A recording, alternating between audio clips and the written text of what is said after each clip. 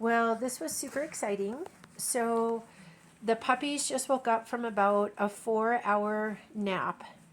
Mama Beats didn't want to go in the box. They really didn't stir. Maybe a couple of them got up to potty, here and there, but no one was really looking for Mama or engaging or anything. They were like in a big growth spurt sleep day. And Mama Beats has been eating like a chow hound. And today is still day number 17. And so that was like a huge developmental change. I don't know that I had that marked with my last litter right about this time, to have such a long period with no nursing. But everybody was wanting it. So here, let me see if I can get down and then refocus. Let's focus again. There we go. Hello, pretty eyes. There we go. So she seems to be most comfortable in a sit or a lay sit now, just to get all of their big bodies in there. And they're definitely hungry after their long sleep for sure. We had a couple of visitors today. We had a lot of chores today, a lot of stuff going on in the house. And these guys were just super zonker sleepers, which was really super awesome.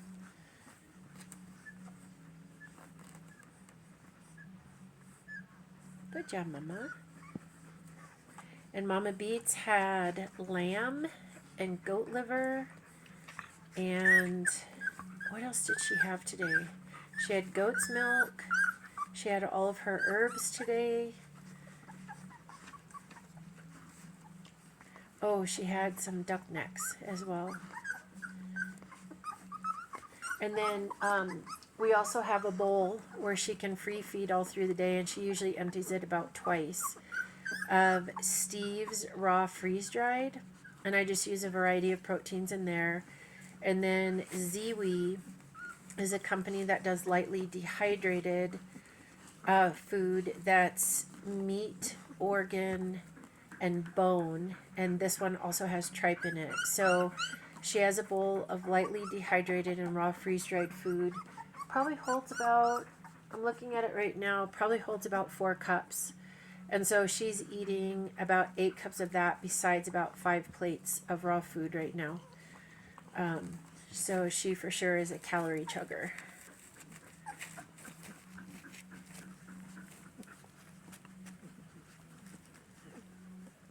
Happy tails. Happy border collie butts and happy tails.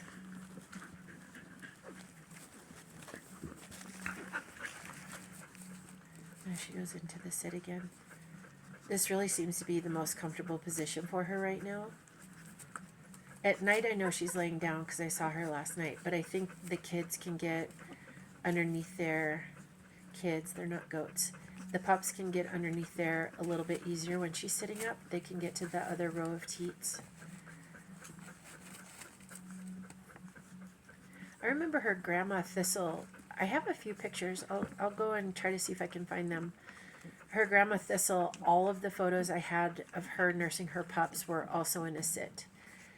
My Rum, I don't know that I saw her in a sit position to nurse until her pups were right about 8.5, 9 weeks old and super, super close to weaning. And I know if she laid down, they tackled her. And so I think she just forced herself to sit because her puppies were just so demanding right towards the end, right before they weaned. But I say that my goats as well. Right before they wean, they get super demanding.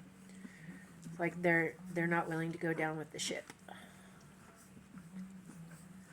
Oh, I love seeing border collie butts and waggy tails.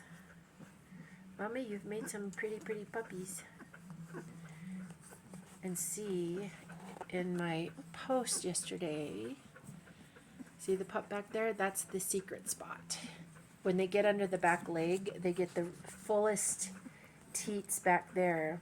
And it's kind of like the little secret space where they don't have to fight for position. And jockey, this is the rugby scrum right here, where they all want to be in the exact same place all the time. But the one who gets the back gets it all to themselves, and they just lay back there and chug until they pass out. And you can see kind of on the left side of the screen, there's a little, well, both the tries are right there, but the left you can see the little try under the tail. I was telling someone today, right there on the left side. And right there, right center screen, there's the other try. So when tries are born, how you can tell if their try is underneath their tail. That's the true sign of the try. And then the other colors start to fill in either immediately or kind of Latin. And so these guys are getting more prominent brown cheeks, but they're for sure not going to be as tan as under their tail. Oh, there's the letdown. They're all chugging. Everybody's latched on and getting some milk now. But see, you can definitely see the two tries right there. And the little white socks. Mommy, you're doing such a good job. And then I'm not sure if you can see it. It's actually getting dark outside, so I've got an extra light on so you can see the evening. See Mama Beats' white teeth? She's been raw fed since she was born, and we've never brushed her teeth, and that's how beautiful they are. And so I remember Story, her great uncle, or her uncle, great uncle, it was Rum's uncle. Story at 15 when he died had the most perfect white teeth ever. They were absolutely glorious. You know, definitely not like puppy white, but they were old man white, but there was no dental disease or anything on them. They were absolutely beautiful.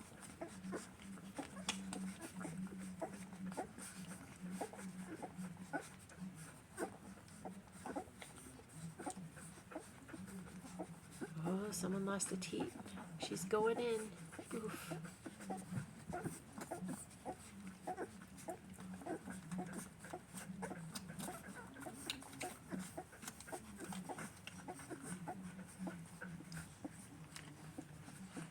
There we go. Good girl, Mama.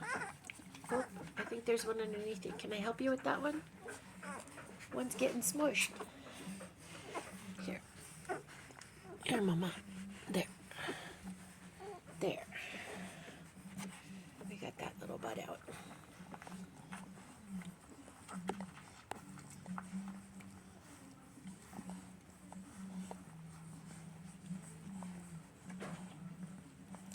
And then what we noticed today, we had some visitors over in the daylight. You can see that two of the pups clearly have a lighter black coat. It's like a dusty black, not a black. And if I remember correctly, Beats, she was like a dusty black. And so it's interesting. So sometimes that can lighten up and be more of a charcoal color instead of a hard black, and sometimes it turns into a hard black.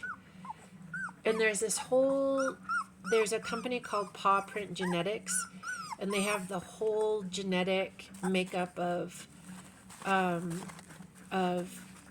like coat genetics and color coding genetics and what certain coat types present as what, and health wise what they present. And I mean, it's so fascinating, but it's not part of my knowledge, you know, as far as when they start off dusty black, if they stay dusty black, or charcoal if they turn hard black, and what's dominant and what's recessive. But it's actually pretty cool stuff. So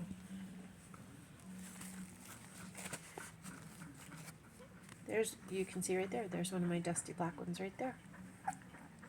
It's almost like you were showing off for the camera. Yeah. And then we're starting to get wavy coats on the heads and bigger ruffs. And so in the next couple weeks, we're going to see who's going to be slick coat, who's going to be a full rough coat. Ears, really, I've never seen the ears totally present as what they're supposed to be until a pup is right about 5 months old.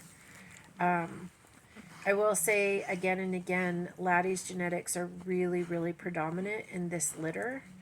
And you can see Papa in every single one of these pups. And he's a really hard prick ear.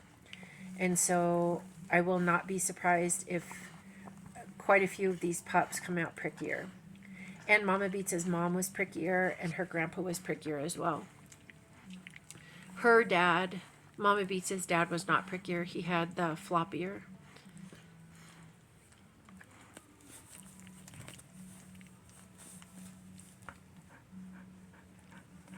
You guys are getting all juiced up in there. Oh.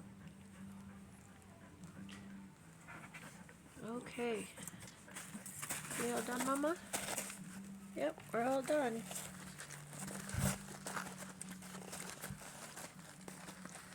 Okay.